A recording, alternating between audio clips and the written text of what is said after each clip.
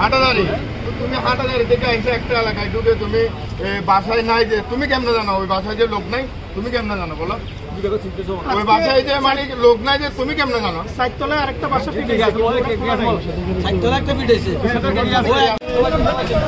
এই ছোট বাবু বাবু এই হাতরে একটা বেলাল ভাইকে মনে হচ্ছে ওর পার্টনার যাই হোক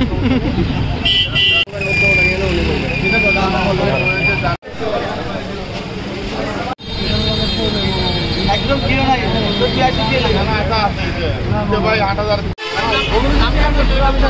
এই ইয়া দালাল ভাই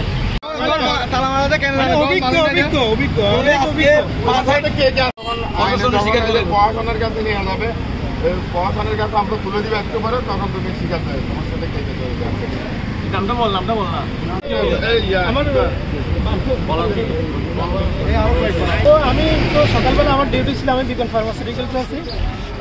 আমি আমার ডিউটিতে গেছি এখন হঠাৎ করে বাসায় এসে দেখি যে তালা মেরে গেছি এই যে তালা আমার হাতে আছে আমি এসে দেখি তালা নাই ভিতর থেকে লাগানো পরে আমি তো দরজা পিটাচ্ছি অনেকক্ষণ ধরে কিছু খুলতেছেও না খুলতেছে না দেখে আমি পরে চিন্তা করলাম ভিতর থেকে কীভাবে কেন লাগাবো পরে আস্তে খুলে দেওয়ার চেষ্টা করছিল খুলে আমি সামনে ছিলাম যাইতে না পারে ভিতরে ঢুকে আবার ভিতর থেকে লাগাই দিচ্ছি আমি বাইক দিয়ে লাগাই দিয়ে পরে আমার জমিদার আবার আমার ওই যে জমিদারের ছিল কাসর ভাই ওনাদেরকে ডাকলাম ডেকে তারপরে সবাইকে ডেকে দরজা ভেঙে ওরে অনেক ইয়ে করছে খুলতেছে না পরে দরজা ভেঙে ঢুকছে ঢুকে দেখেও দাঁড়ায় আছে আমার টাকা ছিল 8000 টাকা ব্যাগের ভিতরে চেন মারা খালি একটা ব্যাগের ভিতরে চেন মারা সুন্দর করে টাকাটা নিয়ে ফেলছে আগে নিয়ে আমার ওই যে ফ্যান ছিল আমার ওই যে দামি দামি যেগুলো ছিল এগুলো নিয়ে বের হবে রেডি করতেছিল ওই জায়গায় আমি দেখি যে রেডি করা আছে আমার ফ্যান এই যে কার্টুনের ভিতরে টিপস ছিল এগুলো বের করে নিচ্ছে হ্যাঁ তারপরে সিলেরেন্স একটা ছিল ওটাও নিছে ওটা দেখি আমার ইয়ার নিছে ব্যাটের নিছে হ্যাঁ ওর এগুলো নিয়ে আমি তো আর বের হইতে পারি না ধরি পরে টাকা ওই যে ভাই বের করে দিচ্ছে টাকাটা দিচ্ছে 8000 টাকা আসলে সকালে কিছুক্ষণ আগে আমাকে এলাকাবাসী ফোন দেওয়ার পরে আমরা গিয়ে দেখতে পাই ওখানে ওনার দরজাটা লক পরে আমরা সব এলাকাবাসীর সহায়তায় দরজাটা আমরা মানে ভেঙে ঢুকে দেখি ওখানে যে চোরটা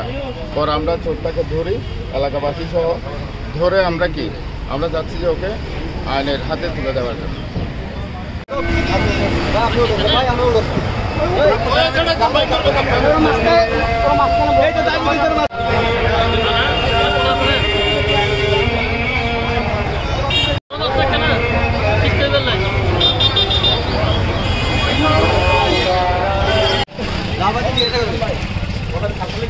ওটা